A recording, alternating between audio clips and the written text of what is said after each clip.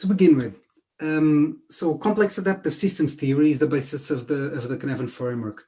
In nature, what we have three types of systems. Right? We have order systems. So these are systems that have a high level of constraints. So we'll be having a section just on constraints, but for now it's enough to understand that a constraint is either something that contains, which is the typical way we think of constraints, but it's also something that connects, right? So it can be both.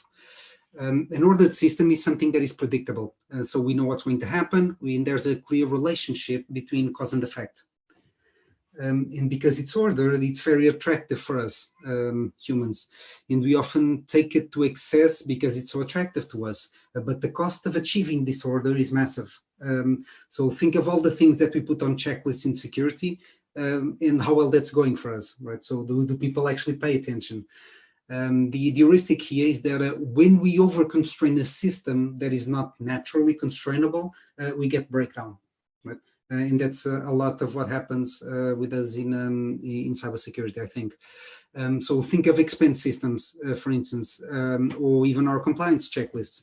What ends up happening is people will find ways around the system or ignore as much as they can. They game the system. That's what ends up happening when we over-constrain something that is not naturally constrainable. Then we have chaotic systems. So a chaotic system is where we have no effective constraints, right? So it's not contained, nothing seems to be connected, everything is a mess, right? The key management action when we are in dealing with a chaotic system is to introduce constraints, right? So that's the main thing that we can do on it. And this is where crisis management, for instance, comes in. So in a chaotic system, we don't look to find solutions. What we want to do is add some constraints so we can create some type of structure, but knowing that the introduction of these constraints will create a new type of system. So as soon as we try and put constraints, we change the system itself. And that's going to become important a bit later. But if we get there on purpose, that's where we can find radical innovation. So companies that are very good at doing radical innovation, they go on to chaotic, they remove all constraints, and they see the things that emerge. And then there are also complex adaptive systems. So generally, these are constraints. They generally not containers, and when all is connected with everything else. But the nature of these connections may be different, right? So the situation itself is unforeseeable because we don't have linear relationships between cause and effect. So in this type of system, the system is dispositional, not causal, right? So what I mean by this is that the system will have a tendency to act or behave in a certain way.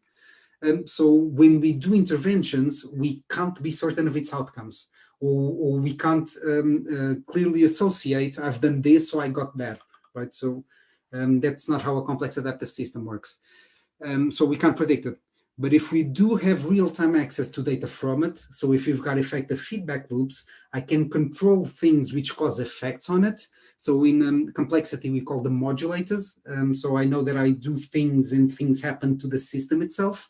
And then through those feedback loops, if I've got them quick enough, I can control what happens to it and how the system behaves.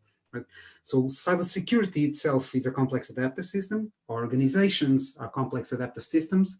And what we tend to forget is that security, as safety, is an emergent property of a system and not a thing that we do or we implement or we buy technology for. That may be what we call it, but that's not what it is. Okay, so when we're making changes to our organizations, we are co-evolving its security property, as is every other change that happens in your organization.